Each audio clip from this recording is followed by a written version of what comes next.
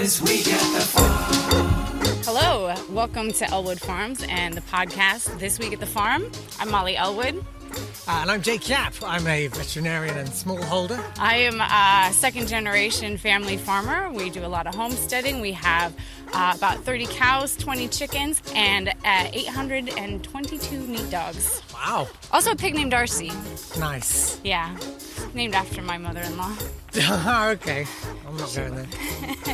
Coming up in the podcast today, then, when to put dog on your face. Landon's a bit of a butterfingers, and a bit about regenerative agriculture plus your letters. So glad to have you here with us. Where are we right now?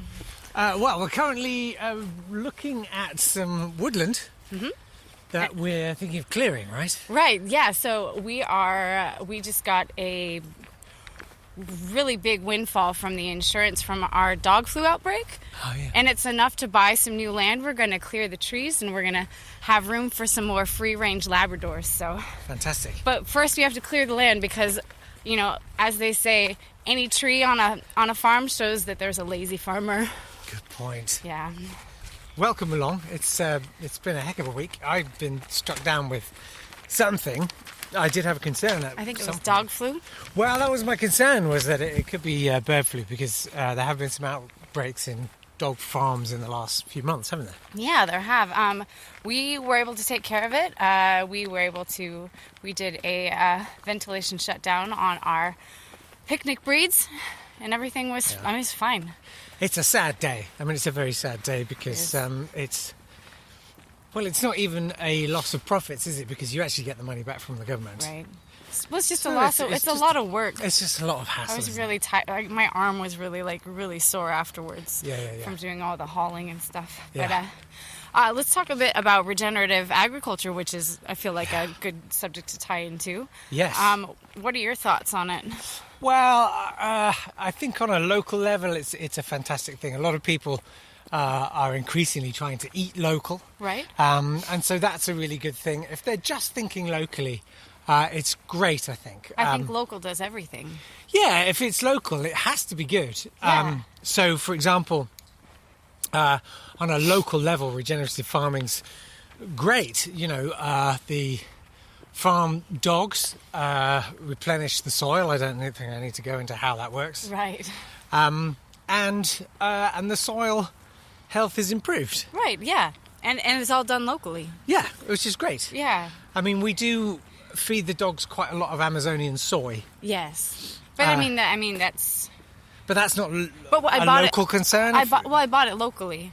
Okay, well, that's from fine. my small business, the small farm supplier, so... Yeah, so there's talk of sort of class action lawsuits about desertification in the Amazonian basin and stuff like that. And I guess the soil's not perfect there, but... But here's the thing. Look right here. This is one of our pastures here. Can you show that everybody... I mean, that's gorgeous, right? It's absolutely stunning. I mean, I don't see why you'd want trees. Yeah. I mean, pastures are just as beautiful. Yeah. And I'm going to say, don't believe everything you read. Because, you know, you might read something that says that actually the methane emissions vastly outstrip any positive effects. Oh my God, are you going to start doing some math? No, I'm just going to say don't believe everything you read. Okay, good. Because that would really help us out. So yeah, regenerative agriculture. That's one that, you know, we talk about it a lot on the farm. I use the hashtag a lot, and it works. It works. Yeah, well, great. So you noted it was pug tallow, but I don't know. Do you know the difference between tallow and lard? I think you should as a vet. Well, see, this is where my expertise boils dry. So you, I know, have been doing quite a lot of stuff with tallow and or lard or something, putting it in various places. Tell me about it. So the difference is tallow comes from Labradors. Ah, okay. Lard comes from pugs, Frenchies, more fattier dogs. Right. So when we use tallow, you take the fat from the dog. Yes. You cut it into small chunks. You boil it in water. What? That's it. Just boil it in water until it separates. The fat and the fat separates from the chunks. Like the connective tissue. Exactly. Yeah. And then once you cool, you strain it through a cheesecloth. Right. And then when you're done, you let that solidify. And now you can use that for candles, for skincare, for everything. You can cook with it. It's no toxins, no weird. You know exactly what's in it. But you have to make sure to store it in the fridge, otherwise it goes off. Okay. Yeah, So, rancid tallow's pretty awful. I want to unpack that. Yes. So I feel like, as a candle, is it like a scented candle? Does it smell a little bacony? It has its own choppy? It has its own earthy scent, just like any tallow. From any animal, but we do a pug bacon candle. So we add the bacon to the lab Right. fat, Yes. mix it together, and then we have with some bourbon as well, a nice warm bourbon. You can buy that. We're already selling that on our website.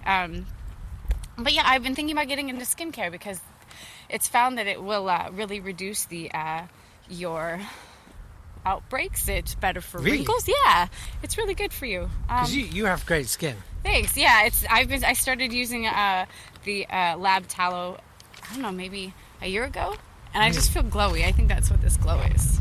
Nice. That's really interesting, and I think that people are so worried about the kind of chemicals that they put on their skin, and particularly forever chemicals. Right. And clearly, it's these are not forever chemicals. This is definitely not forever. And there's dogs. absolutely nothing else that you could put on your skin that is natural like this. I mean, No, like avocado. or coconut or shea butter. or anything. No. But- Everything. No. And this you know what the thing though is Labrador tallow. It feels like a cloud. We whip it into this really just fluffy Like butter. heaven. Yes. Amazing. And then we scent it with lavender or Okay. coconut or. So I think we're going to sell that. We're also working on some lip balm Right. for the men. Some, I Nice. don't know, whiskey flavored. I don't know what makes Something it. masculine and sandalwoody. Yeah, cigar scented lip balm. Yeah, engine oil. Yeah. Something. That kind of mechanic smell. I love that smell. Yeah. Perhaps a little too much. Well, that's brilliant. Yeah. And well done for really embracing the sort of nose to tail aspect. I mean, that's one of the things too. Is a lot of people get mad at the farm. We get messages from people who think that this is cruel and wrong. But when we use the entire animal, Yeah. What's wrong with that? that means we honor it. Yeah. And actually, I kind of want to just unpack that kind of nose to tail idea and ask you, is there anything specific that you do with the noses or the tails? We get a lot of people who think that we use the noses in like joystick buttons. Oh, yeah, I can see that on a PlayStation. Yeah. We feed them to the cats. Like little treats. Like We pig's dry- ears or... yeah, we dry them. Dog noses. Yeah, that makes sense. But we call them buttons. Buttons. Dog- Love it. Like button noses, get it? We always, traditionally, we use dogs' tails as dusters. That's really good. They're really great for that. Oh yeah. But we generally our dogs though, we dock them so soon Right. on our farm, so It's that not- way not a lot of they're dusting. real tiny. Maybe you could do like the smallest knickknacks. Ornamental thimbles. Let's see. Oh, so Landon. Yeah. So, what's been happening with poor Landon? I actually haven't heard from him very much. No, I think he can't hold a phone right now. Oh. So I kind of been keeping this from you because I was embarrassed, and I think that he recently became embarrassed. So he'd been on that all butter, all meat diet for the last 8 months. Sure. The caveman diet. Yeah, caveman paleo diet. thing. Yeah. He was doing it to try and lose weight, and he was feeling really energetic, but in the last few weeks he started developing these weird yellow nodules on his hands, and we realized it was basically like butter. What's this called? It's I can't remember what this is. Yeah. Xanthelasma. It was his cholesterol was so high, it was coming out of his own skin. Yes. Now this is normally around the eyes, isn't it? That it comes It is, out? yes, except for this. So he was really lucky. I'm really lucky that it wasn't coming out of his eyes, because I don't want to see that. But in a way, is he not just self-tallowing? I mean, I'm guessing his skin must be incredible. in between the nodules, it is baby smooth. Right. Yeah. So literally, and this is literally a condition. Yeah, and I think I'll share a picture of it. Just, I want people to see that it's not all bad. I mean, Yeah. it's reversible. Yeah. With time and some And I'm guessing treatments. with fat, but I mean, he's lost weight, right? He says he has more energy than he's ever had before. Oh, amazing. I do worry again. Those cholesterol numbers were wild.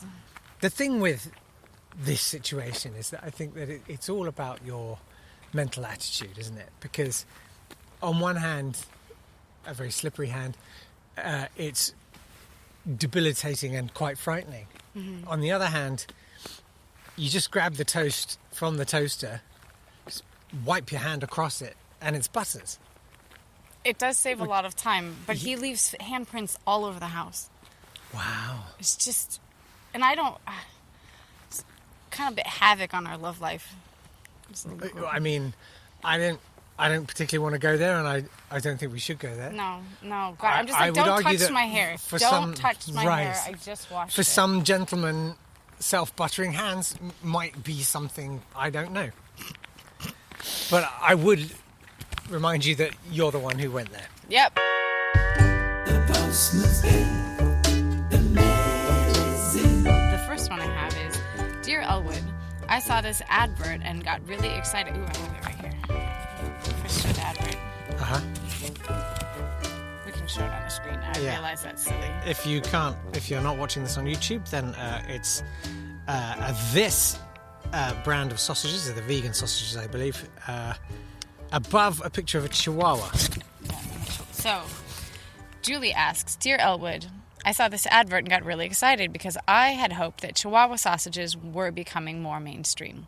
I was disappointed to learn the advert had nothing to do with dogs at all and is in fact for vegan sausages, which made me think, what are the best dogs for sausages? Please say Dachshund. And what do you feed your dogs? Do you feed other dogs to your dogs? That's a great fleet of questions, and thanks very much, Julie. Don't forget, it's podcast@elwooddogmeat.com. I feel like we should conflate this email with Jane's, which was along similar lines. Oh, yes. It says, I would like to know if sausage dogs taste like sausages. Also, what is the best dog for making hot dogs? Yeah. Thanks, Jane. Well, so... We're really just talking sausages, I think. Sausages, yeah, basically. So, actually, we make our sausage from 3 different dogs. Dachshund is the main one, but we also do Pug and Lab. But we do all natural casings from the Dachshund. Right. So that's one of the things that gives it a really good snap. See, now that I see the sense of that, but to me that's kind of too fiddly. I don't make sausage all that often, if I'm honest, because the whole kind of rinsing out the intestines and everything to make the casings. It's a whole afternoon. It really is. It's a project. And so if I am going to do it, I'm going to go big. So I'll actually use St. Bernard casings or Great Dane, Rottweiler if I must. And I'll do it more like a kind of salami thing, but just simply because you're getting more pounds to the square inch. Do you cut them into patties then when you're done? Or how do you serve these? I'll dry cure them and use it more as a kind of charcuterie thing. That's more... We call that barcuterie. Barcuterie, of course you do. Yeah. So yeah, the idea of kind of just workaday sausages, it's more of a... To me, it's more of a commercial thing. I can see why you do it. Yeah, we do it a lot. We sell them at the farmers market, and we have seasonal ones. Right now, we have an apple cheddar, which is really delicious. That sounds amazing. And then in the summer, we do more hot links, something spicier. Oh, okay. Yeah. But so it's true. The sort of, there are all those sort of laws of food. They say, what grows together goes together. But you're literally saying that the dogs that most closely resemble a sausage actually do make the best sausage. To be honest, we did it first on a whim because we thought it was funny. Yeah. And then we found out this is pretty good. And we butchered a lot of different dogs to try different sausages. And we did a blind taste test, and then we were very surprised. The winner, Dachshund dinner. That's amazing. Yeah. Are there any dogs whose intestines make for bad casings? Because I imagine some of the more delicate breeds. Well, yeah, the smaller ones, obviously. unless you have a tweezer or you just want to Sure. put your kids on it for an afternoon, keep them busy. I do think poodle casings, they just break. Right. They just, I mean, you just put a finger through them as you're cooking, Yeah, yeah, and yeah. it's such a mess. Yeah. We ended up just stirring it in, and it's got little chewy bits in it, and we just made ground poodle. Yeah. So, All goes a bit generation gamey. Mm-hmm. Only people from the UK will know what the hell I'm talking about there. Sorry about that. Thank you for those. Just a reminder, podcast at elwooddogmeat.com yes. is the email address. Mm-hmm. Do we have another one? I did have one, a little hate message. It's pretty long. I was Do it. wondering if I read the whole thing. I was thinking, if you happen to be listening to this and we want to, it can either be a drinking game or a puzzle, because the death threats go in a weird order. Like, I'm dead by line 2, but I'm drowning at the end. Okay. So, killing you once is not enough. no. Okay. It's all right. First name, should I swear? Should I say the swears? Duck. Not that one. Yeah, duck. Duck yourself. Email is lol@duckyou.com. How do you hear about us? A website of saying how ducked up you are and you're getting shut down. Message. I know this message isn't going to do shit or do anything at all, but you are so ducked up. This is so inhumane. They are domesticated. They are pets. They're not pets. They're livestock. You have every other animal in the world to slaughter, and you do the most kind animal. You are so ducked up. It's so nice, just to pause it there. I like this idea that we have every other animal in the world to slaughter. Koalas. Yeah, that's not a fun a dolphin. That's fun. I like that. Right, maybe we should broaden. Also, our the horizons. idea that kind animals are dog. Yeah. No, yeah. some of them are, but those are the ones that we Uh-huh. know. You are so ducked up. I hope you rot in hell. Is the duct working? Yeah, I'm Okay, enjoying the duck. Okay. I hope you duck and get slaughtered and get beheaded. I hope you get your eyes gauged out.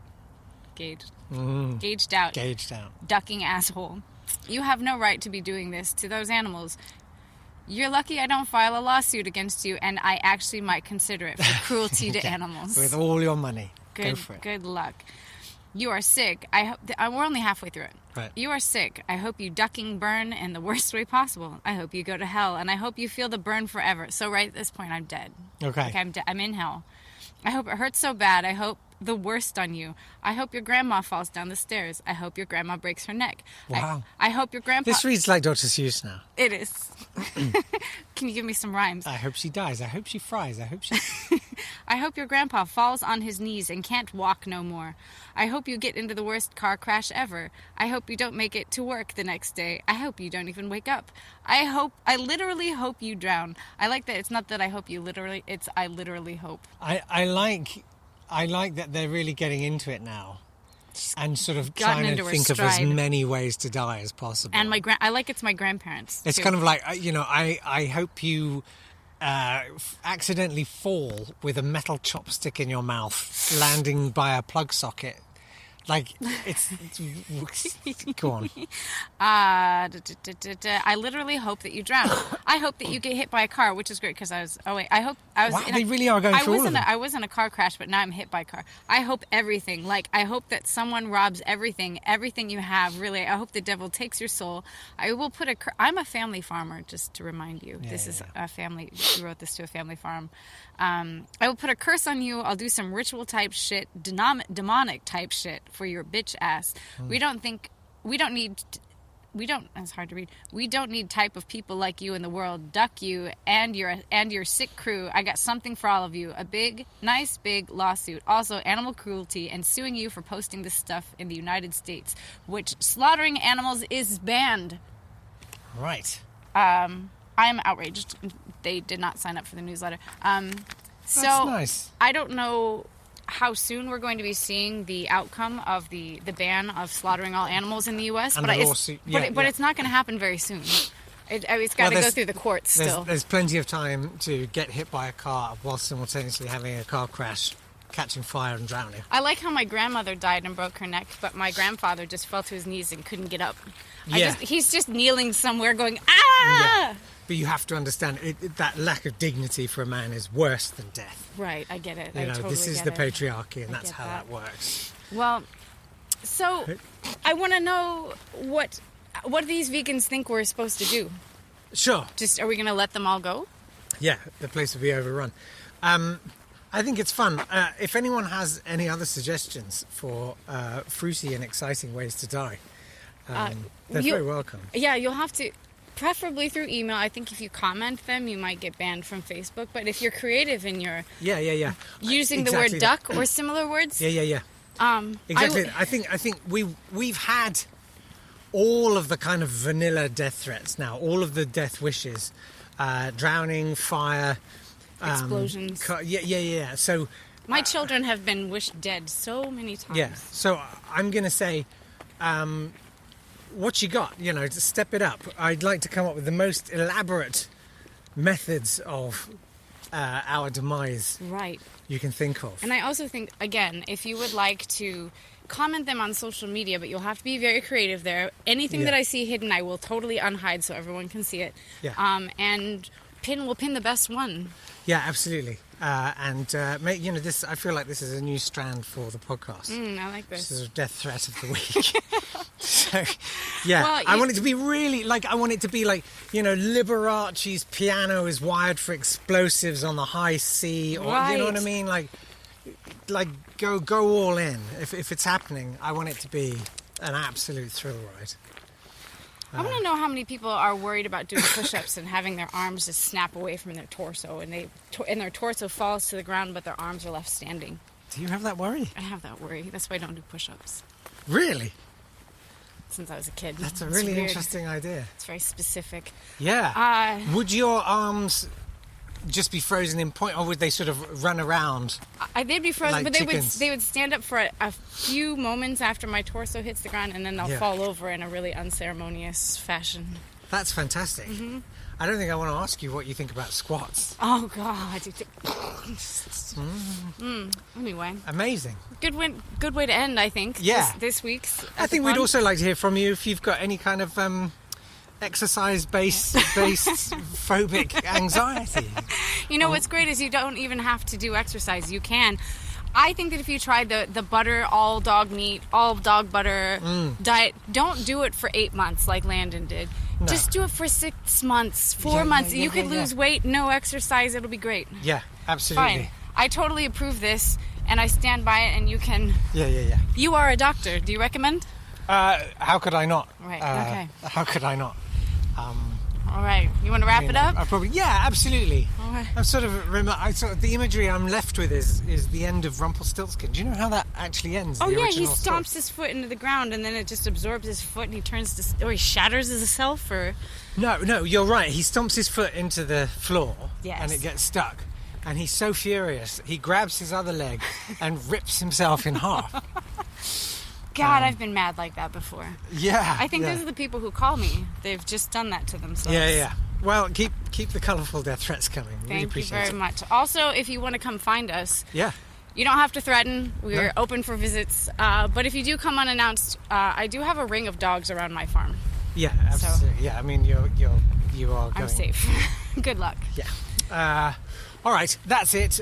Do subscribe if you haven't. Do tell your friends if you haven't. If you want to have a little extra something, why not consider joining us on Patreon? Yes. It's patreon.com/Elwood Farms, where we have voice notes from the farm, featuring, the next one's going to feature a knock-knock joke, which I'm quite pleased with. I haven't listened to that one yet. No, I no. left you on red. Sorry. I'm excited. All right. All right, Thanks take care very of yourself. much. Bye. Bye! This week at the farm.